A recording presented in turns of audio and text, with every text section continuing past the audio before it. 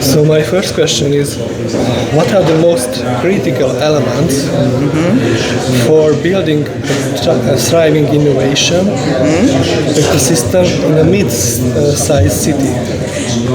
Thank you for that question. Building an innovation ecosystem, it takes a lot of time. It takes understanding that it's going to take a long time and perseverance, but most importantly, in any city or metropolitan area, it really all starts with the critical key players or organizations coming together and having a shared vision for working together, bringing others in to work with them, and really building that culture of communication, sharing information, exploring ways to work together, whether it's doing research together, whether it's doing community entrepreneurial education together, business support, whatever it is. That's where it really starts, is with that commitment to building a stronger ecosystem, realizing that everybody has a critical role to play, and you're not competing with each other, that you are stronger together. And what are the lessons that you have learned from working with the interface between university, industry and government? Oh, okay. That could take a long time to tell you all the lessons learned, but some key ones are that each of those three communities, industry, academia, and government, they have very different missions and very different key drivers as to how they make decisions about what's important, where they're going to put their money. And you have to understand that if you're going to build connections between two of those, much less all three of them. It's all about finding that common ground.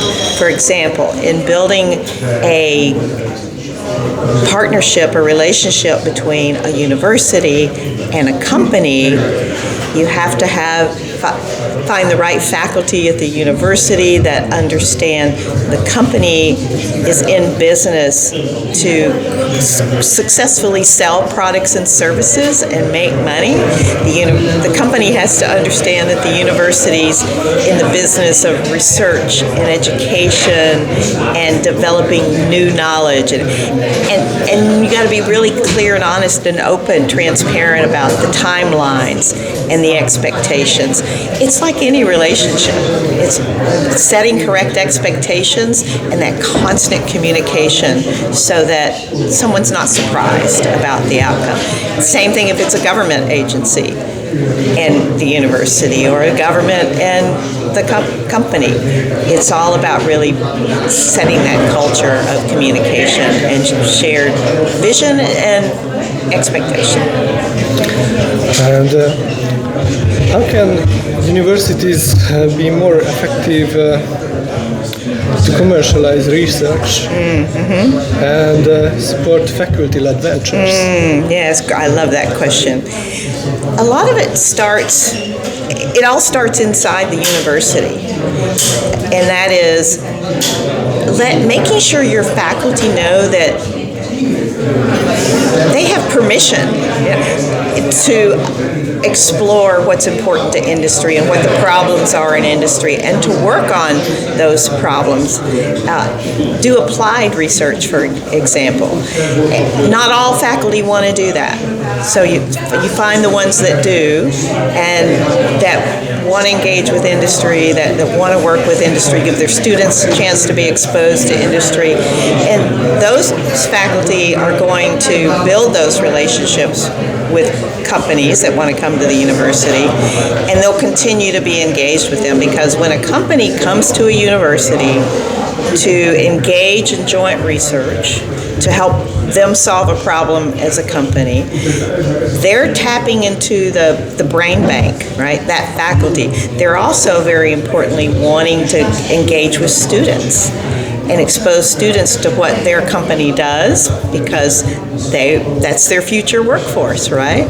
So it kind of goes back to what I said earlier, the critical part of commercializing research and spinning it out, whether it's licensing it to a company or supporting a faculty member in a startup, is creating that culture of you have permission to do this, and we're going to find a way to make it happen if it's legally possible to do it. Too many universities make it really, really hard for faculty to do that, and make it really hard for companies to engage with them, and that's when it doesn't work. And what is your experience?